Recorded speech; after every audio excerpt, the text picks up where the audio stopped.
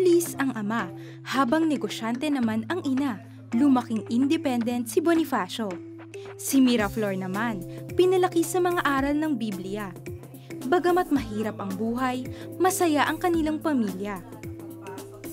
Ang pinagkapareho nila, kapwa nila inabot ang pangarap maging pulis. Talagang gustong-gusto ko magpulis kasi nga nung araw nakikita ko yung tatay ko. Parang lalaking-lalaki siya. Andun nga, may kayabangan tayo nung araw. Ikaw ang hari sa lugar mo. Nung bata ako, mahilig akong magbasa ng comics. Nakikita ko doon yung mga stories about military. Kailangan ganito ako paglaki ko.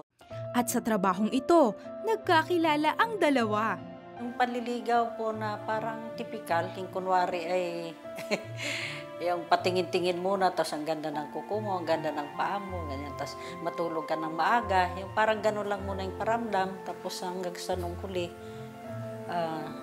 sabi ko bakit parang nagki-care siya, ganyan. Nabago rin yung aking pananaw sa kanya nung regaluhan niya ako ng Bible.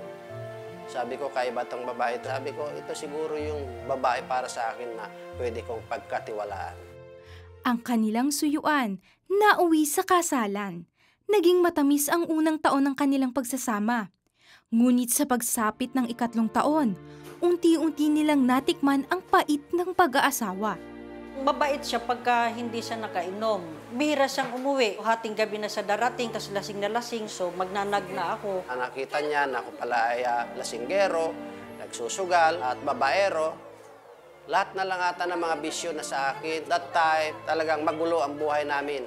Ang expect niya sa akin noon ay mabait ako. Yung pala, kabaliktaran doon sa iniisip niya. Hanggang sa lumala na ang kanilang pagtatalo.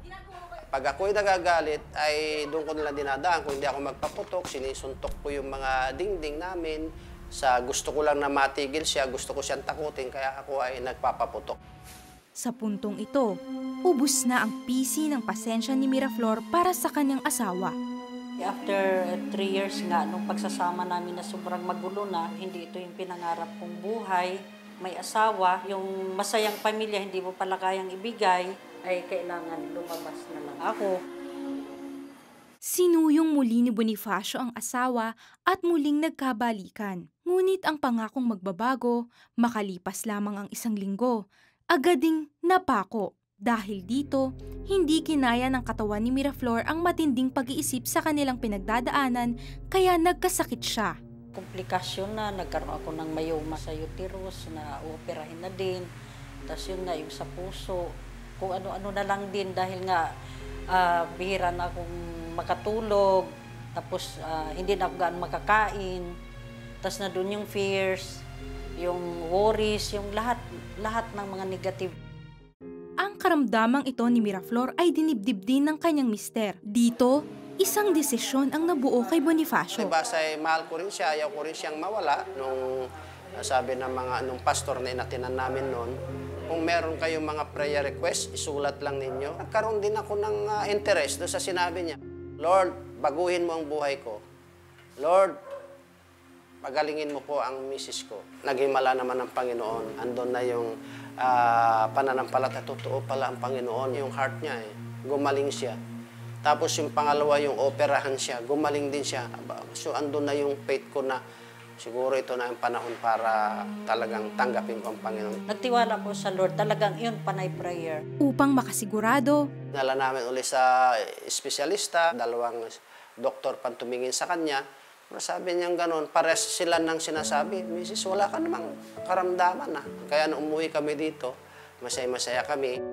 hindi lamang pisikal na katawan ang pinagaling ng Panginoong Hesus, pati ang nalamatang relasyon ng mag-asawa ay naayos nang baguhin niya ang buhay ni Bonifacio.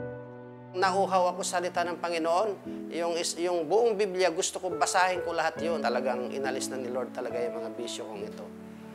At yun nga, yung mga sugal, pambabae, parang nawalan na rin ako ng appetite sa mga ganong gawain. Yung faith niya doon ko nakita na unti-unting nag-grow.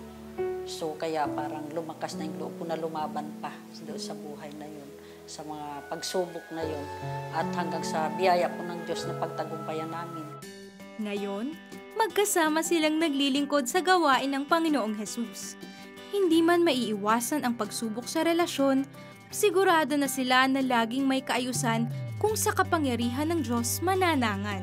Yung relasyon na dating magulo, kayang pasayahin ng Panginoon.